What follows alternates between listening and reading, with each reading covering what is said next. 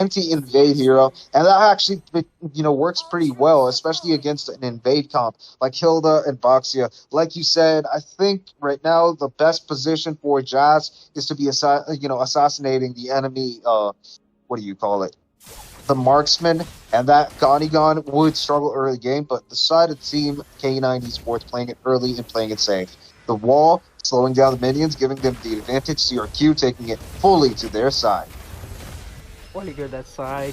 It all comes down to the mid Oh, invasion from the side of K9 Esports. How they defend it. Oh, Fan is already onto the steel cables. that's a lot of damage, especially with no damage taken from the side of Team CRQ. There goes a wall into Boxy's face. He can't jump over that just yet. But it's in the end going to be the side of Team K9 Esports who out-retry the enemies, CRQ. Surprised and Oh, stunned. They take their loss and they actually are okay with it. But look at that. Possible engage, no. Harriet's very low, so Ganigan has taken the advantage, but he knows that the enemies are missing. But he's still trying to poke him. oh, Dexter is doing a lot of damage. The constant poke from this monkey. Something that Harris need to look out for, but the Oh, Chrono the Dash. damage. Bro, that Fission and Chrono Dash, the damage dealt was absolutely immense. And I think that forces Claw to be a little more safer for now. Look at that. We've got a little problem. Rudius combing in that flicker like it was Sunday. That's going to be a wrap for that previous team fight. Flicker, it's not available on Grok. That means the turtle fight is going to be their advantage. Turtle fight is going to be an advantage, and one thing is for sure that Peter also does not have the flicker, so Oh, it's a rumor against a mid laner. So overall, K9 Esports, if they are able to mark down Peter in this first turtle alongside the turtle, they're gonna be have a pretty good big game. But oh, that pull from Peekaboo Predators was good. Shackles pulled him back. Now I think Fanny's deciding on taking down his blue buff before he engages, but it's going to be too late. We've got K9 Esports putting the hurt in the turtle, and that's going to be the turtle taken from the side of Team K9 Esports. CRQ, they know their ups, they know their downs, but look at that. We've got 1 kill, 27 taken down, and that's going to be the Faramis' ultimate. The altar being used up. Some man force also. CRQ running away from this fight because they know the K9 have the advantage with one member missing on their side. The goal lead right now is into the hands of K9 Esports, but it's just about the time how CRQ plays with it or juggles with it. The goal lead is not much, but K9 definitely has a grab on it, and it all comes down to this, like Gonigon needs to farm up pretty well because he's only the sole member who can dish out a lot of damage. And one thing is for sure, before going to the fight, CRQ needs to take down a Peekaboo Predator, make sure that the Nether Elf is not on point. Oh, there's a tech charge! Oh, that beautifully placed steel cables pulls Fanny to 1 kill, and then the ultimate, the cutthroat, went for the other one. Okay, I think that was one of the best plays that I've ever watched, because Faramis had nothing to say when a Fanny jumped over the wall like Mikasa from AOT and absolutely shocked the hell out of him, because now we've got 2 kills for the side of Team CRQ, evening out the score between them. 9,600 for both teams. I think they're super happy. It's not Look at that just evening engage. out the goal. It's not just evening out the score, but it's also evening out the goal. And now they're just gonna spice things up into the bot lane, while top is just gonna be a neutral lane as of now. But it's a constant blows and constant poke for coming in from both the teams. But Yaiko gets his hands on the Sea of Halberd, so the damage from him or the constant poke from him is going.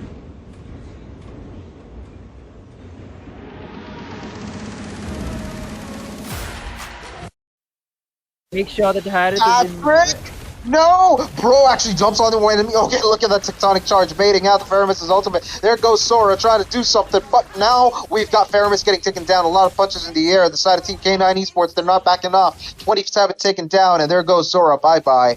Now in the bot lane, we've got a problem. We've got Harriet low on HP, and I think right now, Funny Valentine really has that option of... Okay, he stays alive with the Chrono Dashes and the shield that he gets. And I think the side of Team K9 Esports are still in the game to win it. Oh, Fanny, what are you doing, bro? You can't really just sneak up there. I think Funny Valentine is smart for that. You're not going to find a kill there, my friend. Is not, and it It was just a like couple of seconds where just constantly cable is out and went through the bottom tier and out of the bush. Oh man, poor Overall, guy. like both the teams are playing it quite good, and the fight that happened in the top lane, it was something. Now the goal lead is even off. Both the teams will look forward for Oh, more, but the constant threat from the Patrick is looming over the heads of K9 Esports. Just a matter of time, like how they will be play and oh, look at that. We've got a catch. We've got Boxer running for his life. He's gotten the turquoise poet. I forgot how to pronounce it. I'm not going to pronounce it. Anyways, the tortoise thing, the passive. He's got it up, so he's taking minimal damage. He's staying alive. I think the side of team, CRQ, they don't want to risk it. But look at right now, Hilda taking a lot of fireballs to his face. There goes a tectonic charge. And we've got an ultimate from the Faramis, keeping his team alive. But that's going to be a very, very short window for Fanny to actually run away from the targets. K9 Esports, they're hunting them down. They're trying to do something, but 27's entry into the fray gives them the opportunity to lose one member. There goes one of their members, Sora, jumping in and catching 3 people, but that was a short window for them. They could not use it to the fullest, but they at least would get 1 kill. 27 down. I think that was a very important kill there. to get something out of it, even though it was a jungler for the EXP laner, but they need to shut down the Yahiko because he's just getting a free farm while Silver is on 0-1, while Fanny is on 1-0. But one thing is for sure that both the goal laners from both the teams, they're able to farm it too well. So in terms of damage, both the teams have it. It's just a matter of time, like how they played safe. Because K9 Esports, into the previous team, it was just Hilda and Faramis who were just engaging, trying to make it even, but damage was not there. But now Faramis has the glowing one on it, making sure that he bursts down or he gets the multiple damage if the Patrick decides to make plenty of babies. I mean, did you notice that absolute beautiful wall from Brock and baiting it out to see if the enemies were there? They got the vision on the enemies. Now they're actually skipping the turtle. They're trying to actually take one of the enemies down, but look at the beautiful placement on the wall. And we've got Patrick still attached. That's going to be 1 kill. Hilda down for the count, and that's going to be 1 wrap for a fight. No, they're continuing. Sora misses all of his punches. I think he's going to soar back away, but Fanny soaring right back in, trying to pick off some stranglers, but they're all too high at HP. They're not going to be that easy to kill. But look at that blazing duet with the BMI used up to do some damage, and that actually kind of worked, honestly, because Boxia was forced to jump across the walls to evade that. now, all this time, 8 minutes into the game, it's nothing out of the blue. None of the team has actually gone with something out of the picture. The score is still 3-5, but the goal lead is constantly equal. Funny Valentine now gets second item, and now we'll be looking forward for the third main, more important item. Oh, that was a beautiful dash, but Yahiko. Oh, he's doing something. He's got it. Steel cables into tornado, but Hilda chases him down. Jazz just jumping in with a battle axe, making sure that Fanny knows that she can't fly forever. Takes her down, gives her the pat down, and she is back to the base. But overall, I believe right now we've got an engage from Grok, possibly trying to bait out that ultimate from Faramis, but it's too late. They're knocked up into the air with a tectonic charge, and they're both out for the count. Harriet and Faramis set straight to base. Not the kill. K9 should give out. Funny Valentine, the one with the constant damage or one with the carry is now out of the picture. So it's just going on into a better picture right now at the 301. Likely the Trinity is already on to his, like, the third item. Collision site has already been made, and goal lead is still nothing much or nothing major. It's just 1k into the hands, but the Trinity is something that the Claude will be hurting a lot towards the side of K9 Esports, but yeah. Oh, but they're looking like they want to engage. They want to take a fight. No, they're forcing the enemies back inside the tier 2. They're not allowing them to actually help themselves to Claude's buffet. But I think the side of Team CRQ know that where they can't actually do anything. They're forced to retreat, but they did manage to heist that tower out of K9's noses. All honesty, though, Claude is literally known for stealing, and this is peak material, bro. But look at that flicker being baited out from Valir, and that's going to be Hilda. Jazz trying to run away for his life. He will be able to actually make it out alive, but now it's a crucial time. Fenny trying to actually find the enemies. No, I don't think he's got enough. But hey, we've got a connection. Grok put the wall onto Hilda's face. I think right now they have to play it safe. CRQ know they want to assert the dominance they did in the first game, so they have to take the Turtle down fast. Not Turtle, Lord. And it's been Slay and decided Team CRQ take the upper hand. Now this is where things gonna get spicy. The Lord has been already secured, but Yaiko wants to go for more.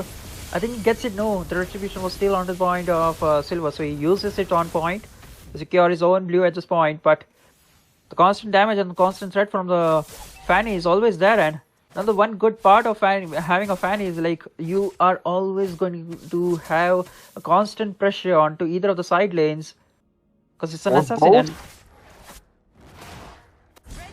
I mean, Fanny can fly too fast, man. I mean, look at that. Off camera, we're already getting to see some kills. CRQ taking an L. They lost 2 members. That's going to be Woo's Peter, obviously, Valir, and also Rudy is getting taken down, but they're also going to manage to take themselves a top tower, tier 2. That's going to expose their base. K9 Esports have made a good trade, I believe, but overall, Fanny trying to engage, does not make it out alive. Silver taking her down is a very crucial kill. CRQ, they lost 3 members. They got themselves some, towers, but they lost themselves 3 members for like 2 towers. Do you think it's worth it? Well, in general case, if you're getting something out of it, it's a good, because into the 8 minutes, none of the teams were able to acquire a single tower, so they did get some map control out of the first lot, even though they had to go. But one best part is it was not Gonigon who was on the chopping block. Oh, we've got him running away with Shifting Skies. The wall does not catch him. And hey, we're going to continue seeing a fight. We've got Valir trying to invade the enemy's buff, trying to do some damage. Look at the fire, just absolutely eviscerating them. There goes Faramis' ultimate. That's going to be Glue getting taken away. And 27 taken out for the count. The side of Team CRQ and K9, they lose 1 member each, but they're trying to look for another angle. They're trying to take down another tower, and I think the side of Team CRQ knows what they're about. Fanny blocking any entry, and that's going to be Brock. Oh, with that beautiful wall and the blazing duet. We've got now Sora trying to do something. What? He's going to just vanish away and start poking down at Sora. He takes him down because obviously Sora's build is normally high HP based. And obviously Claude has Trinity, so he's going to do a lot of damage to Sora, and that completely just stunned him and me, honestly. Finally, Funny Valentine gets the item he's been looking forward for the whole time, the Holy Crystal. So I believe now he'll be having plenty of shield and also plenty of damage to burst down. Constant burst from the CRQ, but Gonigon is something that the whole K9 is supposed to need to. My name is Issa M. Tiller from Liberia, West Africa. Currently, I'm pursuing my master's in... Force them to stand in one place. Look at that, they're going to take down Faramis because he overextended, obviously. I don't think that was a good idea from the side of Team K9 Esports. They might have won that previous, encounter, but they did lose up right now. Oh, look at that BMI used to escape. Sora standing there heartbroken because he thought that he's going to get a kill or 2. But it didn't work out for the side of Team K9 Esports. The items are coming little by little for the side of K9 Esports, so there is still hope.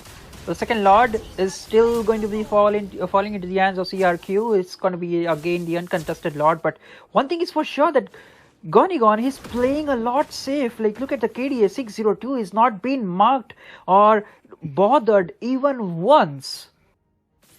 K9 Esports, bro, you're not doing it right. The enemy marksman is supposed to be taken down faster than any other unit on the map. So I think CRQ, they got themselves the advantage. They're using it to their fullest because obviously they're cutting the lanes, making sure the lore of the minions sync together peacefully, and they're going to make sure a big dent appears in K9 Esports' fortress. The Nexus might just be wide open, dude. Oh, I think at this point, like, Gonigon is on all 5 items and just trying to save the gold because the last item was Wind Talker, so it's looking forward for more attack speed in his arsenal. My god, Valir's positioning and that flame shots, allowing Grok to actually make the wall rather than impart himself into that team fight and make sure at least one was taken down. but instead it's going to be one member from the side of Team K9 that's taken out, and 2 towers. Look at the Tectar charging in, making sure one is taken out, 27 taking the kill, and now Yahiko jumping in, swooping, taking kills left and right, and Lord connects onto the base. Nexus is taken out. That's too bad. K9 Esports